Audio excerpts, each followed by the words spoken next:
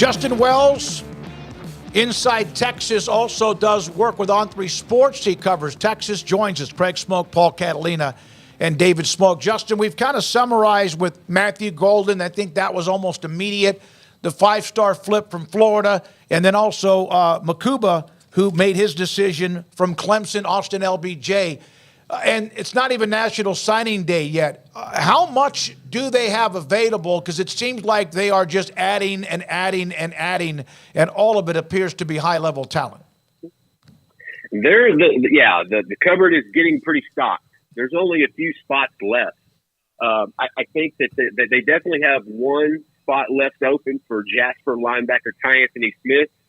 He's a Texas A&M commit right now, sideline to sideline, tracks and smacks, just an absolute outstanding a linebacker. Will projects well at the next level, but the spots are filling up, and so there's that big gap from Wednesday until February. A good 6 weeks to where you're going to have a handful of other kids that are still in the mix. A kid like an Alex Foster, the St. Joseph out of Mississippi, the Greenville defensive tackle committed to Baylor.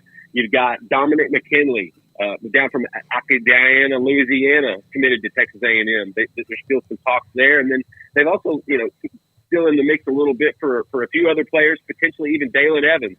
There's been a little bit of whispers about the Pine Tree kid, a defensive lineman and Texas A&M commit, talking to Texas a little bit. But I'll be honest, if they're able to flip Smith on signing day, I'm not sure there's any more room, Smokey. I think the number at that point would push it to either 24 or 25. And this was going to be a small class anyway, because the first two classes with Sark were absolutely full. And so, room is running out.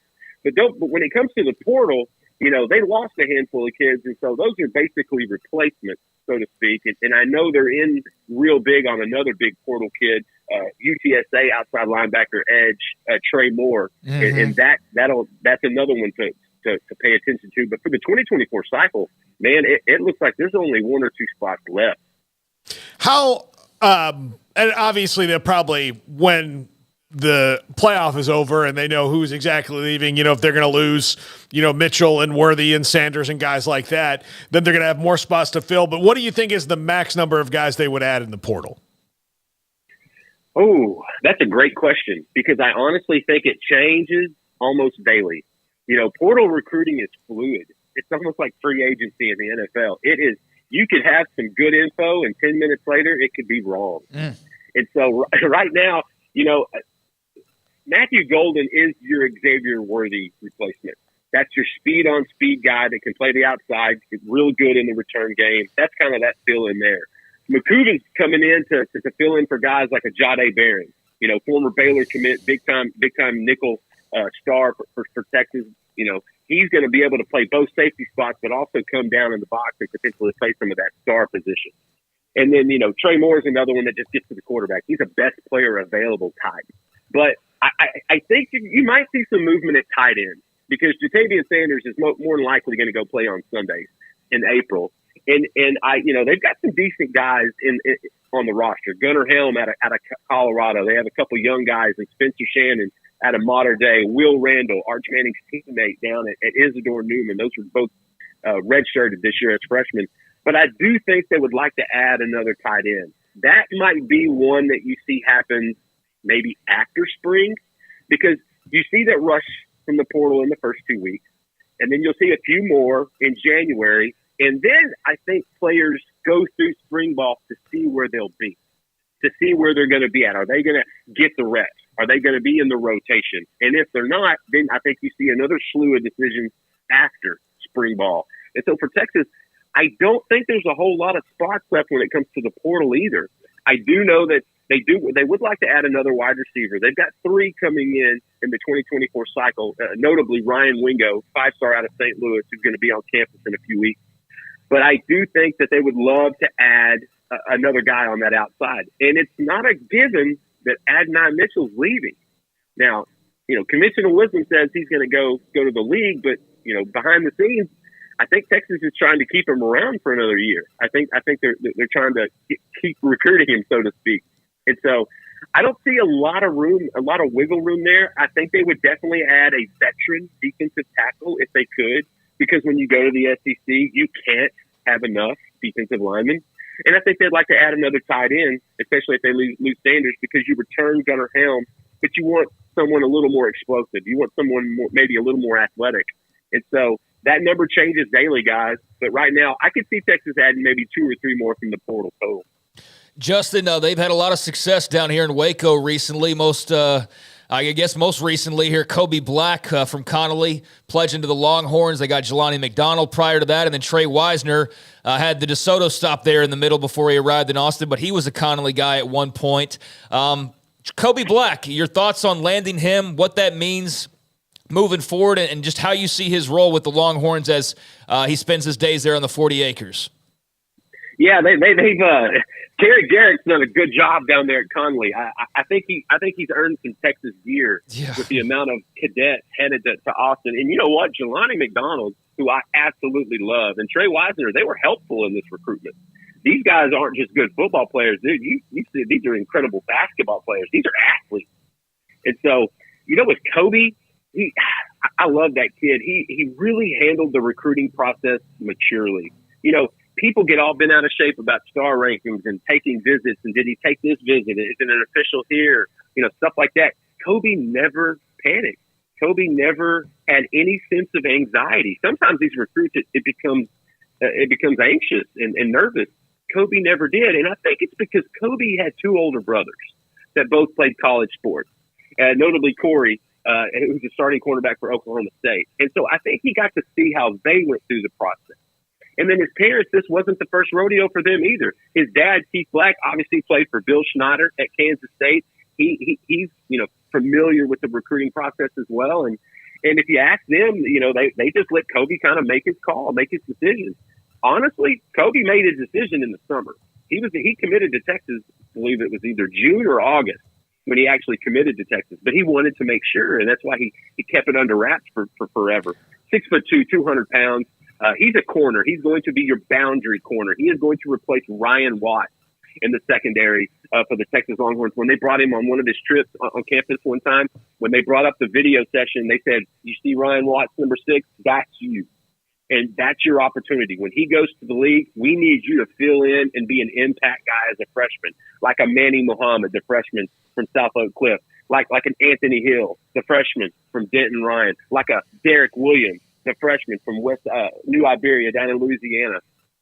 Kobe sees the opportunity to play early. He sees Sark's attention to playing the young talent, because the best on the field is going to play whether you're a freshman or a senior.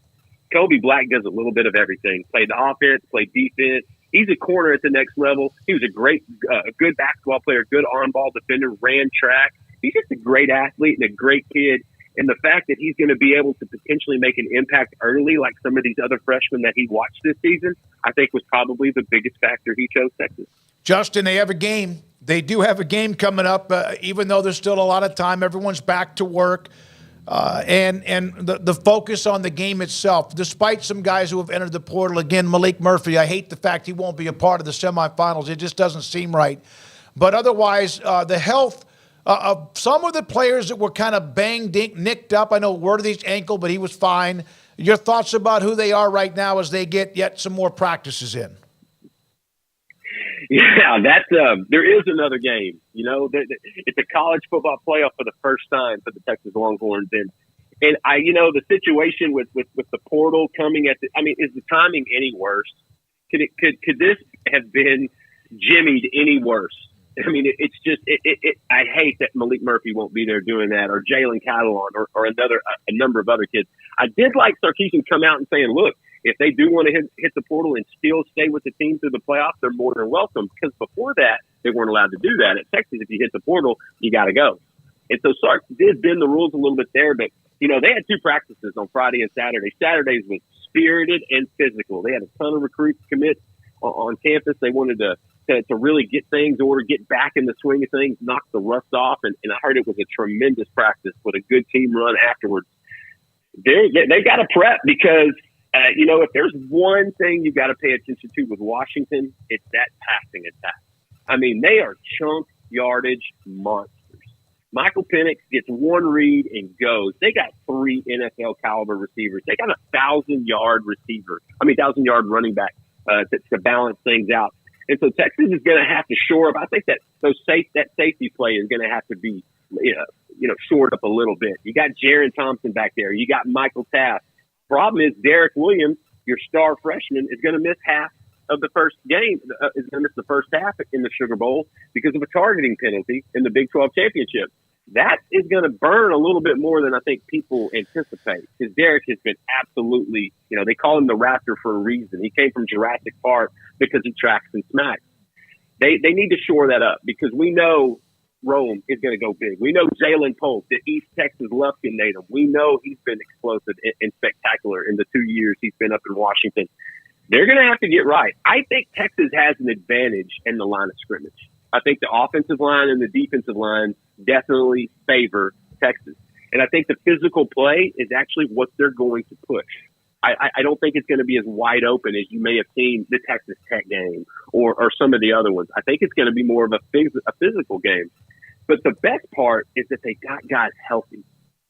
C.J. Baxter's been dinged up all year. He got some time off for the bowl practice. He's finally getting healthy. Jahdae Barron, another one. He's been dinged up 3 or 4 times this year. They've had a few offensive linemen going through some injuries as well, and so they were able to kind of recover, recharge, refuel, set some stuff up, get some game plan put in. And the fact that they played last year, I actually think benefits Texas, because it was a good game. That was a game we covered. It was actually a really good game, and you could see Washington being a really good team the next year. I don't know if we expected Texas to be this good the next year. I certainly didn't. But Washington and Kalen DeBoer has done such an amazing job up there. You got to tip your cap that they've done well. But at the end of the day, get better, get healthy, recover, get the game plan installed, get prepared, get focused. They'll open some presents in a few days. They'll come back, finish practice, head down to New Orleans, and get ready for a really big title bout, because Washington is going to bring it. Those guys get down the field offensively as fast as anybody in the country. And I think if there's a weakness in the Texas team, it's that back end. It's those 2 safeties. You got to make sure you're in the right spot, taking the right angles.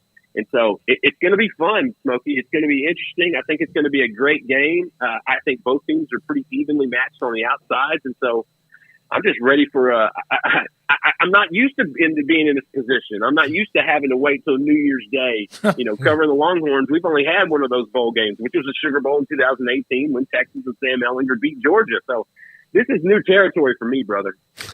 Justin, you mentioned that secondary. It's weird when you think about the 4 teams that are in the playoff. Look, we know that Texas matches up well with Alabama because we saw that early in the year. You would just think that on paper they match up pretty well with Michigan, seeing as they played a bit of a tougher schedule, that Michigan, hasn't played teams with the playmakers they have. But of all the teams that they could have drawn in that first round, Washington seems to me to be the one that would be the matchup that they would have the most problems with of all the others. Yeah, I would agree, except for the fact that they saw them last year. So there's some familiarity there. And obviously Coach DeBoer and those guys are going to change it up and they'll bring a new game plan. But I think that actually helped them last year. They got kind of a preseason game, so to speak. If you wanted to count that extra game from last year to sort of prepare for those guys. I actually think they match up. I think the matchup with Washington is pretty even, just like I think the Alabama-Michigan matchup is pretty even. When Bama and the Wolverines go against each other, that's going to be a 3 yards in a cloud of dust type of game. I mean, there will be blood. That's just going to be a tough fight. With Washington, this thing might open up. You might see some fireworks come out of that game. And so I actually think Texas has the advantage having played them last year and played them pretty well. And notably, Quinn Ewers' best passing game in 2022 was against Washington. It was in that Alamo Bowl where Sark actually opened up the offense a little bit more, let him do a few more things. And until the Big 12 championship, that was the most yardage he had ever thrown for in a football game. And so Ewers, when he's confident, guys, and he's clicking, Texas is hard to stop. That countered with that Texas defensive line, I'm not sure. I wouldn't have imagined the Texas D-line is better than Georgia's or better than Michigan's or better than Alabama's. And then you watch the season and you watch the tape, and guys, they're all pretty even. If not, Texas may have an advantage in a couple spots, believe it or not, especially with the experience. And so the fact that they played last year, the fact that there's similar tendencies there from Coach DeBoer, I think that actually benefits Texas. It makes it a great matchup, though. I like this matchup better than a rematch with Bama in the first round or playing Michigan again, which they're going to actually go to Ann Arbor week 2 next season. So we may see a reprise of this again next year. Justin, what's it like, just this convergence of events? I mean, as you pointed out, this is kind of unfamiliar territory, being in the playoff. It is being in the playoff for the very first time, but the aches and pains and the bumps and the bruises of bad coaching hires or this or that over the years that's kept them from really flexing as much as they want. It feels like they're kind of getting their full superpowers all working sort of at the same time, whether it be off the field in recruiting, where clearly they're benefiting there from winning, but also just the state of things, NIL, things like that, but winning on the field. I mean, just what's it kind of like to see this program sort of flexing its muscle and showing all that it can show, but still having a little bit more out there on the bone to chew on? You know, Tom Herman said it best. He called it alignment. And I think that's what you see. You've got an alignment with boosters, with coaches, with administration, with players. This is a player-led team. First 2 years with Sark, it was coach-led. It's no more. This is a player-led squad. Jalen Ford, Quinn Ewers, Kelvin Banks, Jatavian Sanders. These guys are running the show. And the thing I think is most interesting is that as they're ascending and as the trajectory is going up, Sark still seems to find motivating factors. If it, he'll take a sentence said by a coach last season. He took a lot of what Joey McGuire. Everybody remembers the speech Joey McGuire gave in Lubbock last year after that overtime win over the Horns. They didn't forget that. They didn't forget the close games with Baylor over the last 5, 6, 7 years where they were nail-biters. They didn't forget those games. And so I think that Sark's done such a good job of keeping them motivated, keeping him humble. I love his press conferences because he's so transparent. If something goes right, he gives the credit to the coaches and the players. If something goes wrong, he takes it on himself. And that's a little different from the previous regime. That's a little unique. The buzz is all over the state. I was at the UIL State Championship this weekend. That's almost everything people were talking about. Texas going to the playoff. It's that momentum. Recruits are feeling it. They just landed 2 ginormous commits today in Xavier Filsaime out of Florida, the Florida commit out of McKinney, and then obviously Andrew McCougar from Clemson. And then now they've got an announcement coming in the next 20 minutes, a 4-star tight end out of Calhoun, Georgia, who holds 39 offers and is choosing either Texas, Ohio State, or Central Florida. So I think what you're seeing is just a swell of momentum, and it's building. But Sark is keeping these guys' ears low. He's keeping these. I mean, Saturday was a rough practice, guys. It wasn't a let's just get back into the rhythm of it. It's cutthroat. Sark said it best. They didn't come here just to come here. They want to win this thing. And the fact that they beat Alabama when they did, how they did, where they did, I think they've used that momentum. It reminds me of the 2019 LSU Tigers, when Joe Burrow and Orgeron came into Austin and played an insane game, one of the best football games I've ever seen. And they came out on the win, and they asked Joe Burrow, later on during the season after the national championship, when did you know this was a title team? They said that win in Austin in that second week. They said that carryover. I think that Alabama win, I think there's some of that with Texas. I think there's some of that within the locker room. The culture is solid. These guys aren't just taking kids in the portal. They are very judicious. You have to pass a physical, a mental eval, but also a cultural eval, because this is a culture building type process right now. And so everybody's talking about it. Listen, when Notre Dame is good, when USC is good, when the Texas Longhorns are good, college football just seems more fun. I don't know why it's like that, but I've heard that before, and it feels like that rings true. When the New York Yankees are good, baseball's good. When the Dallas Cowboys are good, football's good. But at the end of the day, I think it's just a culmination of a lot of goodwill, a lot of hard knocks over the last decade, and then finally putting it all together for a really special, potentially super special 2023 campaign. Justin, thank you. Appreciate your time. We'll be back in touch. Justin Wells on many things, transfer portal, National Signing Day, and also the fact that they're getting ready for a semifinal game and a bowl rematch from last year in San Antonio with the University of Washington. One quick